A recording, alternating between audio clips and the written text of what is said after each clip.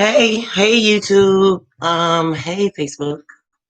I decided to go early, come on a little bit early today because I got some things to do. I need to go to. So I don't know. I'm just gonna jump right into it. It's not gonna be that long. But I did part one, kind of half, I guess, of a episode when I was on the radio on Wednesday. Which reminds me, make sure you go like from Total Entertainment Radio. Make sure you check us out, my people, the radio station. But anyway, so Silas, I mean, he's so awesome. Hey, Kizzy. We had an awesome conversation and we kind of went left field. So I really didn't get to say everything that I wanted to say. But go back and watch the episode because it was just it was like God changed the whole mode of everything. But anyway, so I was saying in that video before that I battle with bipolar disorder as well as PTSD. That's post-traumatic stress disorder. And it's been a struggle. Some days better than some, but I also explained on that one that we are I explained about the different type of traumas that you can endure. Because what we do in life is we endure something really hard and then we just keep kind of going. Like we don't deal with our issues. And that needs to stop. And so some of those traumatic events that occur are divorce, losing a parent, losing a cousin, losing somebody you love, rape, molestation, even having a baby. Having a baby was on that list. That you can get PTSD from that. That can be a trauma for some people. A lot of different things. You gotta like look it up. I've been like studying on a lot of stuff or whatever. Plus, I know what I've gone through. So today I want to talk about the symptoms, and I really want to make it clear that we need to really start making mental illness just as important as a physical ailment, and that people need a support system. We got to stop being misunderstanding towards other people, try to understand other people, and try to get to know other people that are different from you, and know that people are not just crazy or they don't just do stuff. So a lot of people do the things they do because they're hurt. They do it because they're broken. They do it because they're battling. They do it because they're depressed. You know what people are going through. People don't just wake up one day and say, you know what, today I'm gonna go kill somebody. Or you know what, today I think I'm gonna go and beat somebody down. That's what I want to do. No, that's not normal. Like people don't just do that. There's something wrong. But people are so judgmental, and so many people have killed themselves and all type of stuff from battling with mental illness because they don't have a support system. A lot of people that kill themselves. Hi, Theodore. A lot of people that kill themselves don't want to kill themselves. They want the pain to stop. Could you imagine? I've been there 3 times, want to kill myself, and the last time was the worst. Like, could you imagine, like, your mind just going, you in constant pain, like it's nonstop, like it's just nonstop hurt. You hearing all this stuff in your head, dark clouds, everything going crazy in your life. It's like, fuck, I might as well not be here. You know, like some people can't take that stuff mentally. Like it's hard. People are so judgmental though, and they don't take mental illness seriously. If somebody in your life tells you they need a break, you need to give them a break. If somebody in your life tells you that they need their space or whatever, you need to honor that instead of, oh, you will be okay, oh, it's all right, like let me come, let me do. No, because all you're doing is making it worse. And then what you're going to ultimately do is make that person cut you out of their life. And then you will sit up there because you have no understanding and you refuse to gain understanding. You will blame it on them when you're really the problem. If somebody tells you back up, back up. It's as simple as that. Like I've had to explain to people a lot of times, and not always. Anytime I meet new people, whatever, I have to explain to them. I have triggers. I have PTSD. I don't like being touched without permission. Don't touch me. I don't like that. It makes me feel triggered. It makes me feel violated. I don't like it. I don't do well with that at all. I don't like my things touched without my permission. I don't like that. Like I don't like being grabbed, and I don't like none of that. Like that will make me go into a whole episode, and that's not what we want. Because when I go into that episode, sweetie, honey, it's hard to calm down. Very hard. Like when I'm in that mode, it's hard. And I've been known to snap out. I mean, in front of the police, everything. Once I'm in the zone, I'm in the zone. When I'm mad, and you better watch out because all I see is red, and whoever is in front of me is going to get it. That's just what it is. So that's why I had to stop.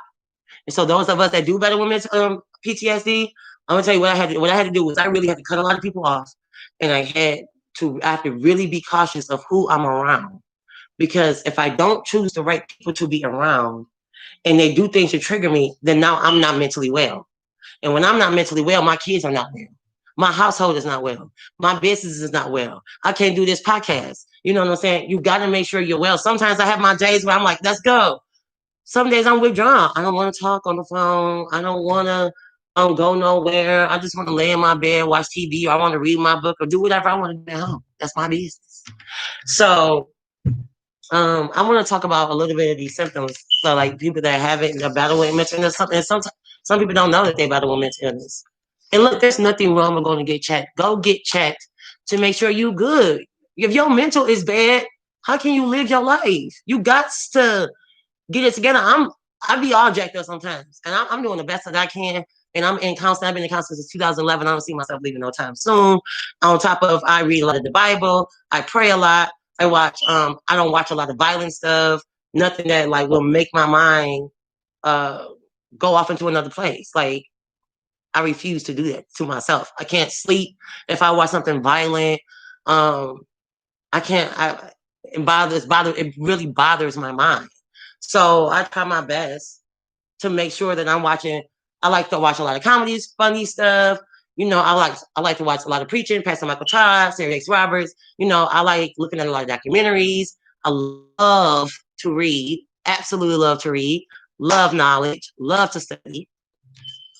But okay, let me stop talking and get y'all these symptoms. Okay, so this is how you these are some of the symptoms of mental illness: feeling sad or down, confused thinking or reduced ability to concentrate, excessive fears or worries, extreme feelings of guilt, extreme mood changes of highs and lows.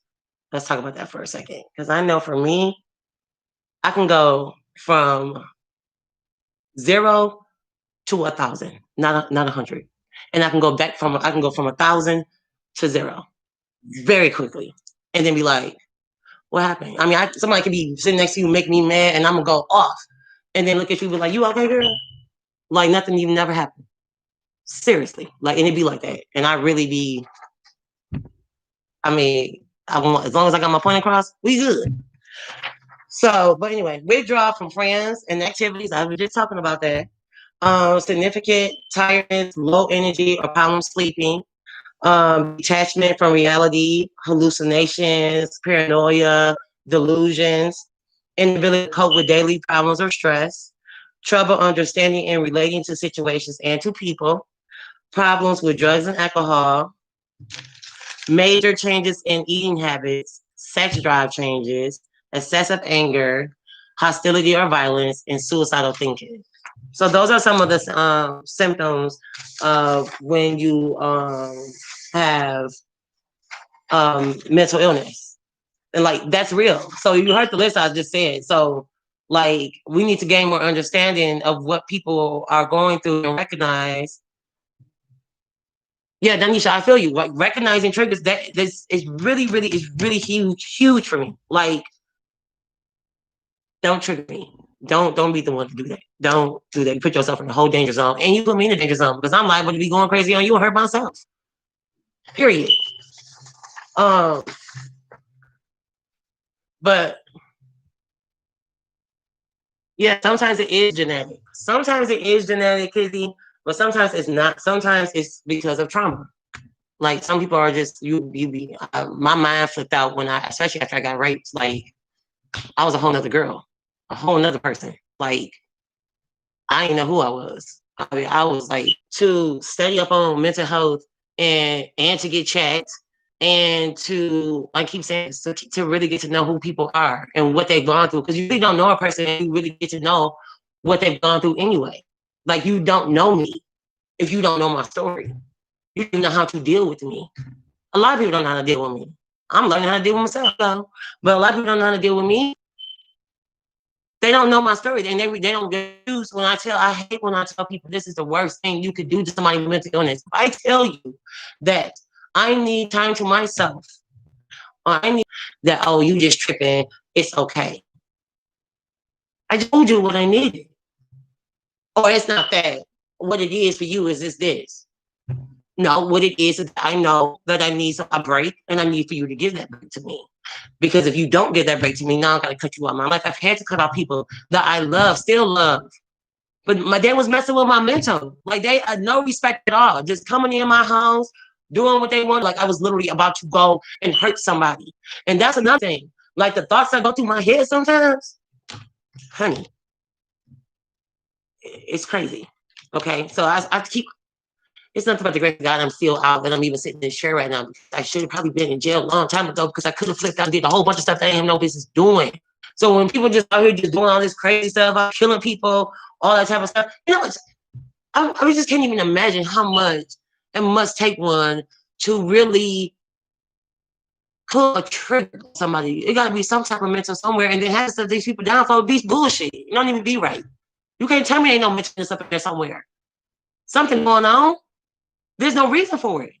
There's just no reason for it. Like this is why these are another reason why we need to start studying up on mental illness and doing some type of classes and all type of stuff. I know COVID messing up a lot of stuff, but maybe I'm gonna do that. Maybe we'll just have like a Zoom or something because it's very, very important. And then coronavirus has jacked up so many people. You know how many people killed themselves this year because they can't sit in the house because their mental is jacked up. How many people are going crazy? How many the mental institutions are full and getting more and more full because people cannot take this. This is difficult to sit in the house, to be scared to go outside because you can get something, catch something that can potentially kill you. That's not a good feeling at all. Then you mean to tell me, then for us as parents, you mean to tell me not only can I not go outside, I have to be concerned about catching something that could potentially kill me. I got children that I gotta make sure they're doing their work and stuff online, and we know they hard headed. I know, and that's another stress that nobody asks people trying to go to work. People stressing about money, all types of. This year has been like this has been the worst year. I mean, it's been crazy. Hi, Helen. Um, because so many people are going crazy right now. Like mental health needs to be talked about right now in this moment. And then listen, y'all. I'm telling you, these next few months are only gonna get worse. We about to go through some things. Whatever God showed it to me, and I'm gonna speak it out, and we can do about it. But at the end of the day, what we can do is we can protect our minds and try to protect our peace as best as we can. It's difficult. Mine has been when I caught COVID. It's like right after I got cleared, my mind started like racing. Like, I started like really going through things mentally. Like I don't know, and then I had a little bit of survivor's guilt.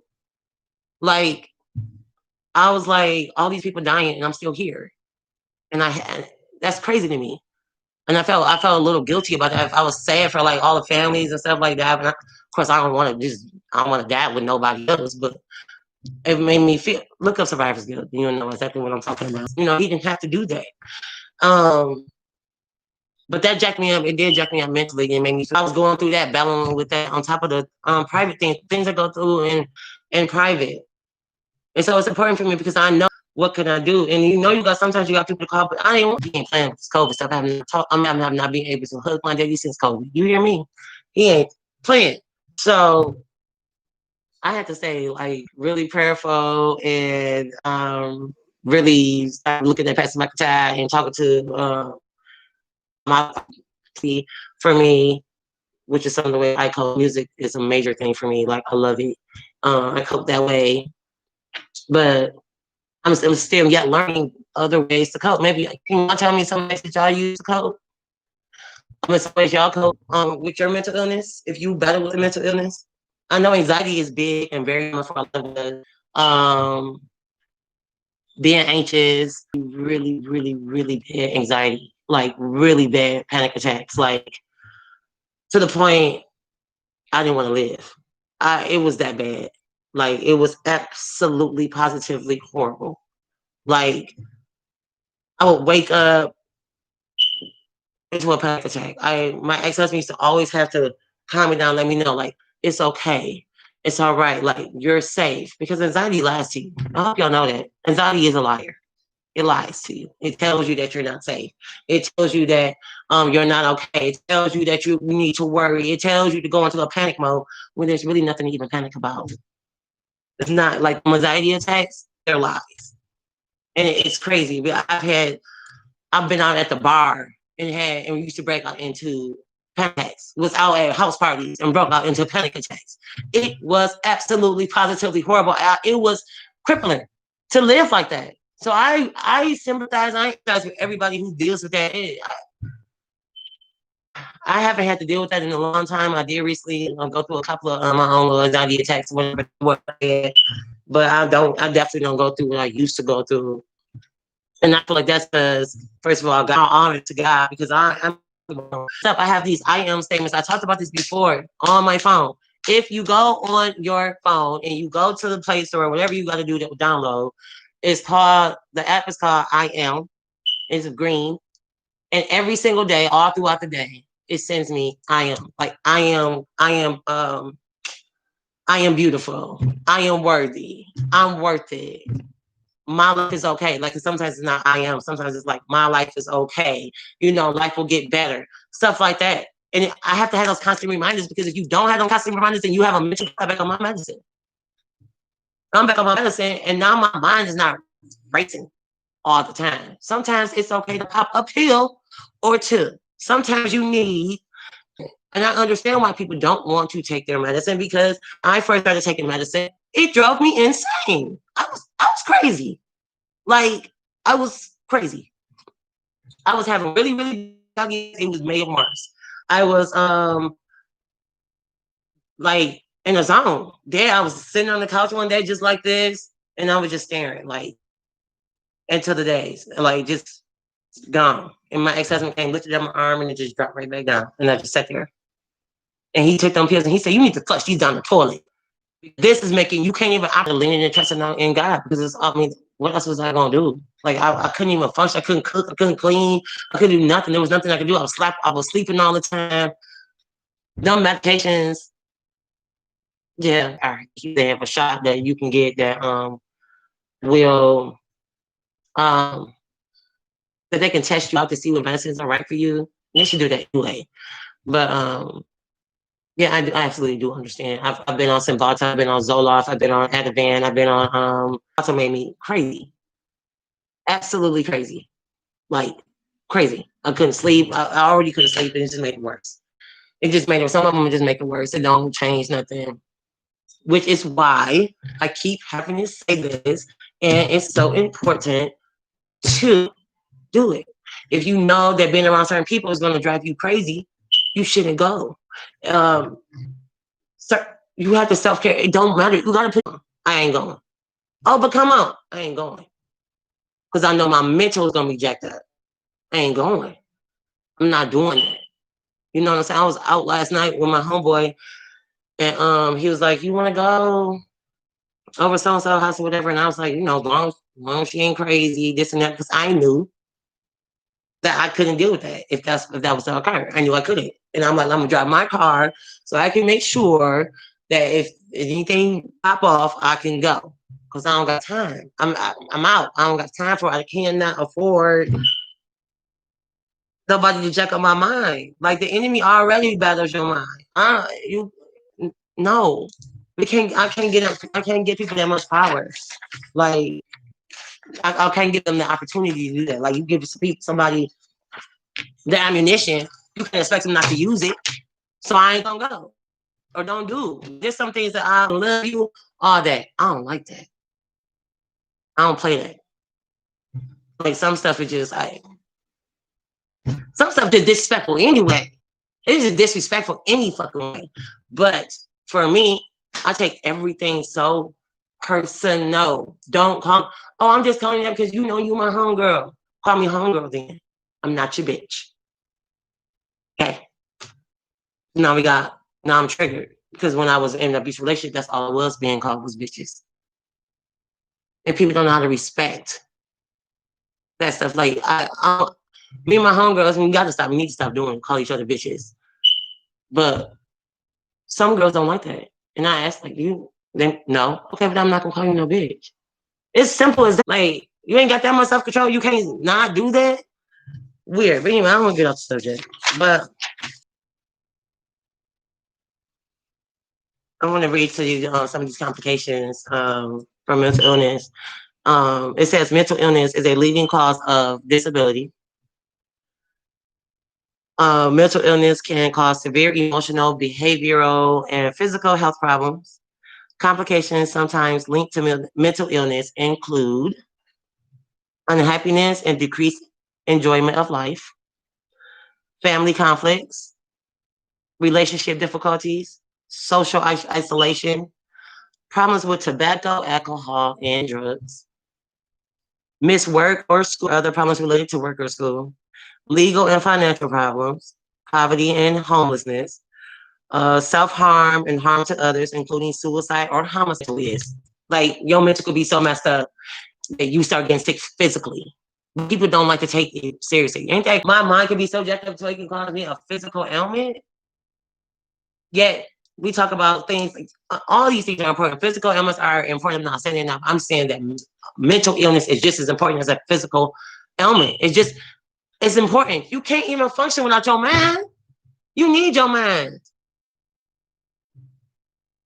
Why do we not make this important? It's crazy to me. People walking around talking to themselves, hallucinating, doing all type of stuff, or whatever. We don't see that as an issue. That's an issue. That's not normal.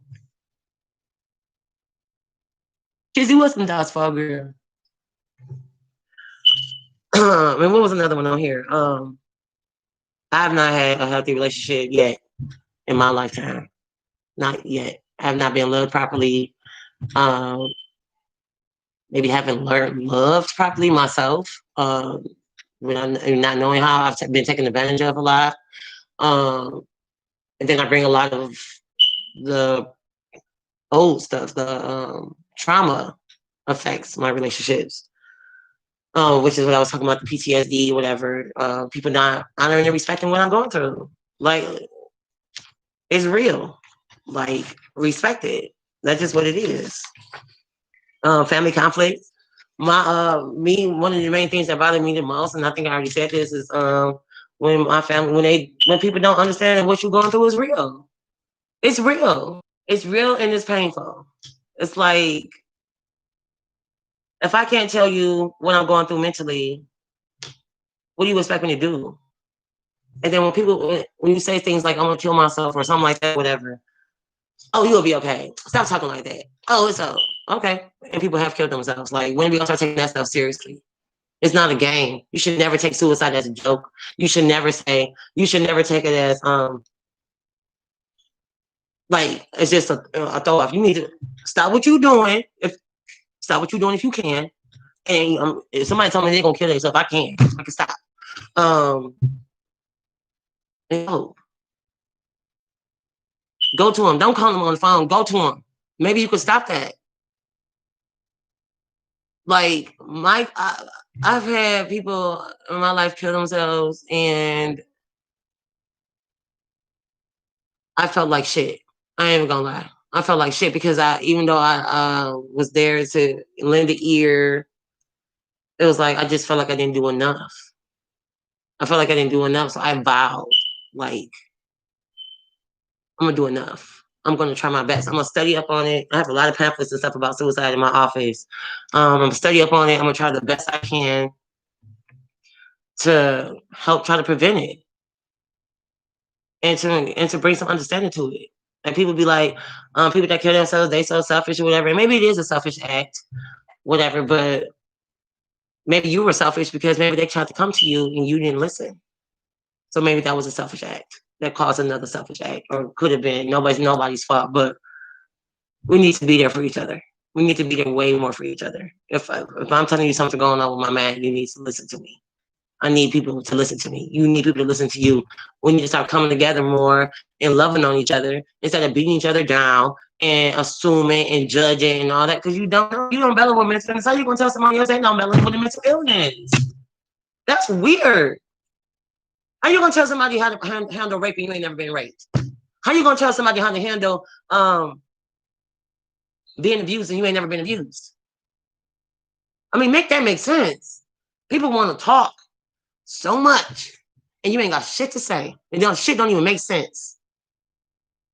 How the hell are you gonna tell somebody what to do and you ain't never been through? You ain't walked a mile in their shoes, so you don't know how it feels to walk around feeling like you're dead. To walk around there, I ain't never been dead. That's the closest I can say. And I know when I was raped, I was walking around pretty much dead because the only thing you can do after raping somebody is to kill them. There ain't nothing worse than that. Worse, other than killing somebody, and it jacks your mind up. Being molested jacks your mind up. Losing a mom, a dad, all that stuff jacks your mind up. And these things need to be dealt with and need to be taken more seriously. Way more seriously. We got to stop just saying, oh, it's going to be okay, and just really just backing up. And I need to do it myself. Really need to start being there for people more hands-on. I mean, right now we can't really be hands-on because there ain't too many people you want to touch right now. This is COVID. But I'm just saying, do what you can do.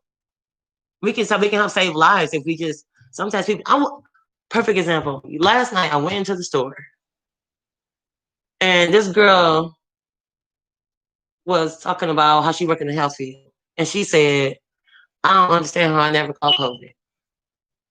I said, because God got you covered. She said, everybody else has, but she hasn't. I said, because God got you covered. She bust out crying in the middle of the store. I said, what's wrong? She was like, I know he got me covered. I just really need to hear that. Just that simple word. All I said was, because God got you covered. I don't even know that girl. But it meant the world to her for me to say that. She just needed to know. She needed somebody to hear. She needed confirmation. Somebody to say that God got you covered. And that made her day. I was at the bar one time, me and my sister. And the girl came in and I said, I love your mask. And she was telling me where she got it from. And then she put it down a little bit. And I said, you so pretty. She started crying. My sister said, then what you do? I said, do nothing. I just said that the mask was nice and that she was pretty. And she said, the girl said, my boyfriend just broke up with me today. And now I just wasn't feeling so good. And it made me feel ugly. So I needed for you to say that. You never know. And a lot of times, some of y'all know now, a lot of times, so it's been a lot of times I've been to bars drunk and just be talking. I don't be knowing about this. A lot of times I just be drunk. But I encourage a lot of people, and people coming up to me, girl, you so sweet. You encouraged me so much last night. And I be like, and they be like, you remember me? Mm-hmm. No, not at all. But my point is to be more encouraging. This thing is moving. Like, when did we started here? What's going on? But my thing is to be more encouraging. My point is to be more encouraging. Treat people right with your words. Like, you never know what people might need. They might need. I know right now we can't hug each other and stuff like, oh, it just sucks. I hate this COVID. But some people just need a hug. Some people just need for you to say, you look nice today. Some people just need you to say, you know what, sometimes I know that. Have you ever had that experience where you walk in to a room or somewhere and you just feel like somewhere in your spirit, like you're supposed to say something to somebody, like you're supposed to be like, you're pretty, or how you doing? Are you okay today? You know, and you don't do it. Because I've done that. And I walked away and I felt bad, but I felt like I missed the opportunity to make somebody's day. And sometimes I'm needing somebody to make my day. People don't know how much it means to me when they tell me that I'm pretty. Because I used to think that I was the ugliest person on the face of this planet. Seriously. People see you all made up and stuff and they think you got it all the way together, honey, and you the most broken one in the room. We got to start loving on each other and helping each other and take mental illness seriously. And there's nothing to be ashamed about if you do have a mental illness. Be ashamed of what? You didn't cause that. Go get the help you need so that you can live a long, healthy life, so that you can live a productive life. You can't live a productive life if your mind all messed up. There's nothing to be ashamed of at all. Take your meds, do what you got to do to go get help, go to some groups, get you around some positive people, do what you got to do to make sure that you're okay. There's nothing wrong with it at all. Nothing. I was amazed when they told me I was dealing with mental illness. What? I wasn't ashamed. I was amazed. Like, what? Not me, right? Couldn't be me. Not no mental illness, not me. But honey, when they got to telling me, oh, let's talk about this. Promiscuity. I set up for this one. A lot of mental illnesses cause you to have hypersexuality.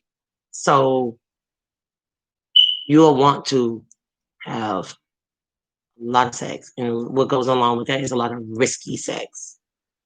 And I've been there. Trust me. A lot of times people like, it's like, oh, she a hoe, she a this. Nobody grows up and says, I want to be a hoe.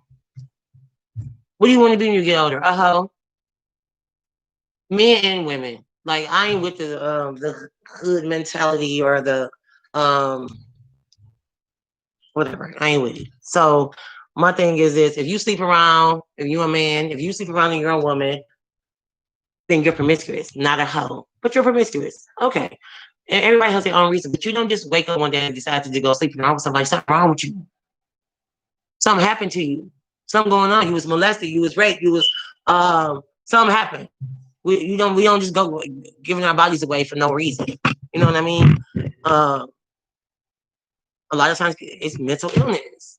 And then, like, I know for me, and this is all in my book, Buy It, From Trial to Testimony. For me, I had a lot of anxiety back in, so I had a lot of sex. And I drank a lot of alcohol. Alcohol's always been my demon. Always been like my battle. Alcohol. I've done some drugs and stuff too, but alcohol.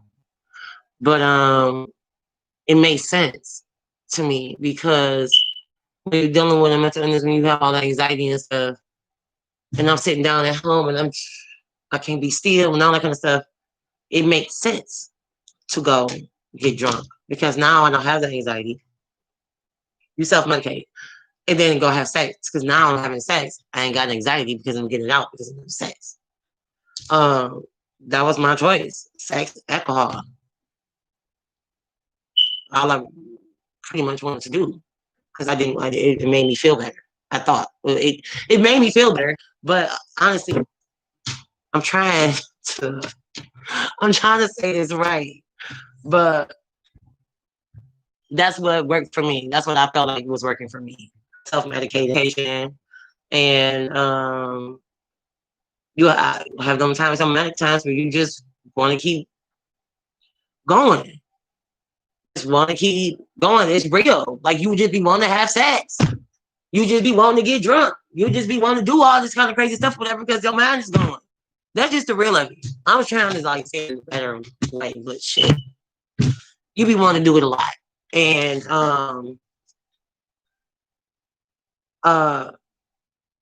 self-medicate in whatever way that is, and that looks different for everybody. Sometimes that looks different for everybody. Everybody's different, but for me, that was our minds. Those are my little demons, and I hope somebody can relate to what I'm saying. I'm sure a lot of people can relate to what I'm saying, but that's just what it is. So, are y'all gonna talk to me? Did you you gonna tell me some of the ways that you use? I mean, how do y'all cope?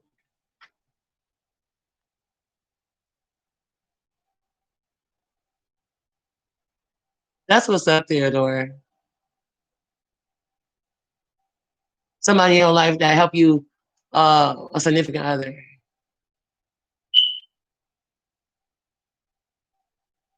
Donisha, you crazy. Theodore, that's what's up to have a fiance that's doing that for you. That's there for you mentally. Because Well, when I was married, my ex husband was there for me mentally, but he also drove me crazy mentally. Somebody else can relate. See what I'm talking about? Yes, using sex in the same fashion. Yes, I'm telling you, you can go all night.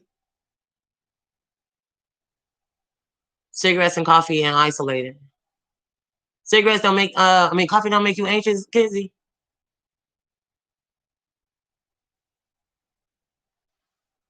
I can't drink coffee. Coffee makes me crazy. I mean, I can't. I tried. It makes me so anxious. I can't even function. It drives me into an anxiety attack. I can't mess with it at all.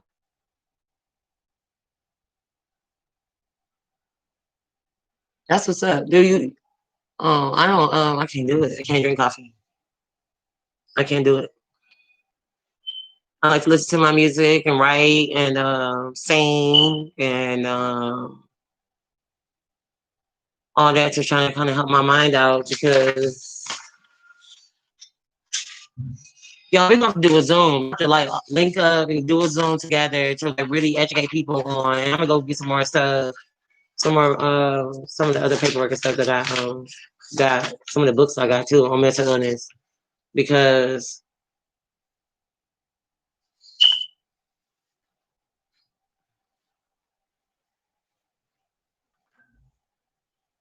this say kids this say mental illnesses in general are thought to be caused by a variety of genetic and environmental factors.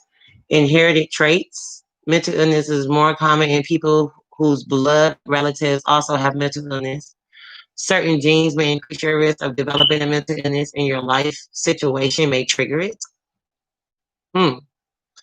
Environmental exposures before wound can sometimes be linked to mental illness. Brain chemistry.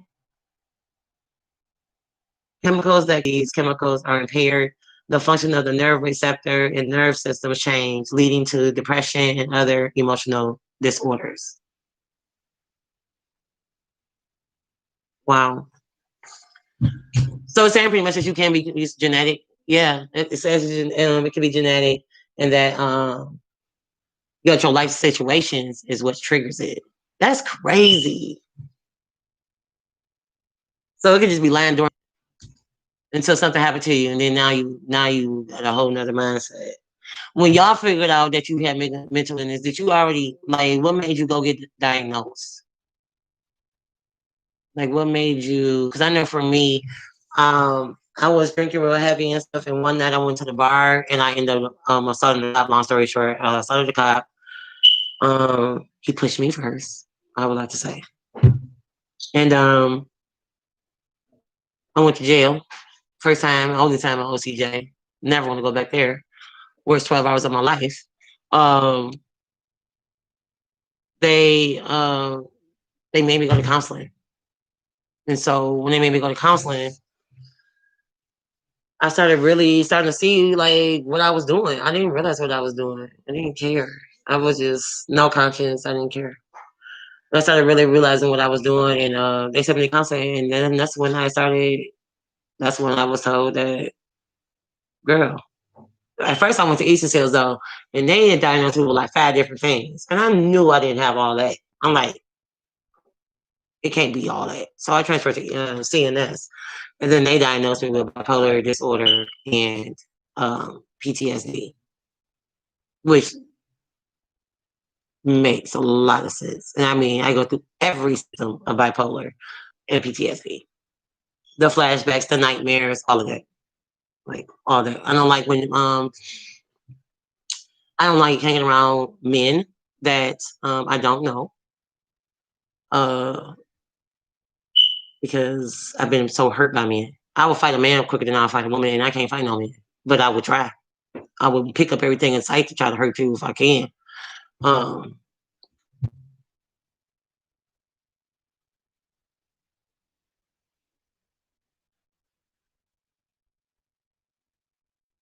what's MH? Oh, mental health. Is that what that is? Um,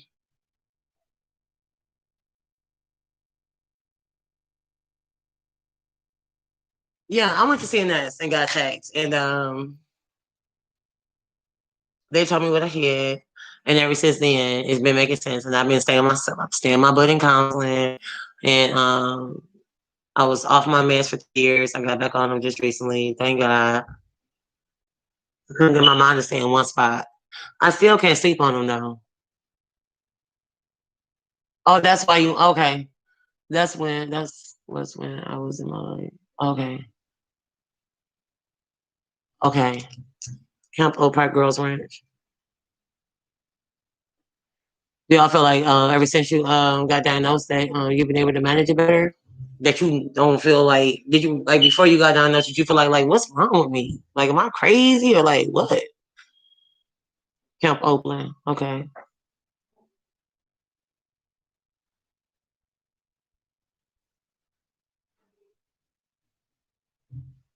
I was just one last that'd be flying down. I ain't got time.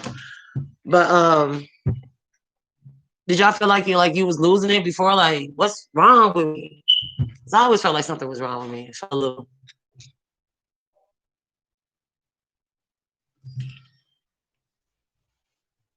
felt a little sick in the head, but I didn't know. I didn't know. I thought that people that had mental illness was like a handicap or like like you were just born kind of. I guess I didn't understand mental illness like other people do. Like I just really thought that means you were slow or something like that.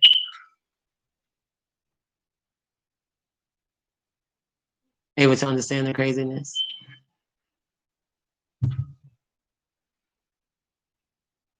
I'm able to understand the craziness too. So on the phone, the one that referred me to seen that's on the phone with me, and I was talking and couldn't stay on one subject for nothing. And she was like, "You definitely sound like you bipolar." And sure enough, that's what they diagnosed me with.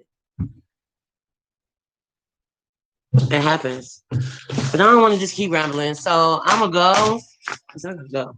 Um, I'm gonna go. And you guys um be safe. Stay COVID free.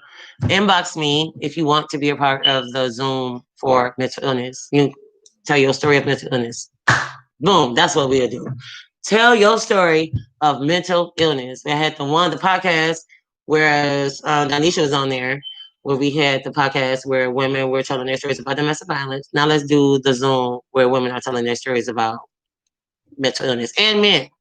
Theodore, you could be on there too if you want to.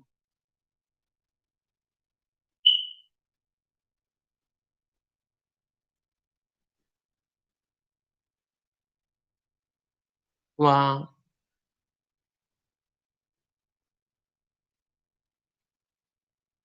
That's a book, Danisha? Because you said they was off the chain, huh?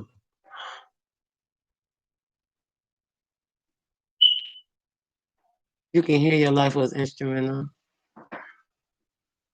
That's a book.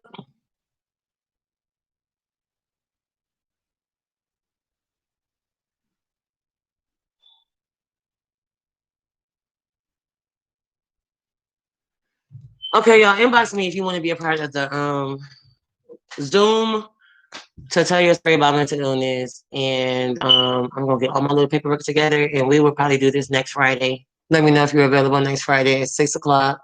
Well, actually about 5:30, because y'all know I'll be checking up on them Zooms. So I'm gonna try to learn how to do it get it together before what's next Friday? Yeah, before I see ya. Okay. I'm gonna look it up, Anisha. Okay, make sure y'all do that. Inbox me. I love y'all. Thank you for joining me. Thank you for the support. I truly appreciate it. Good night.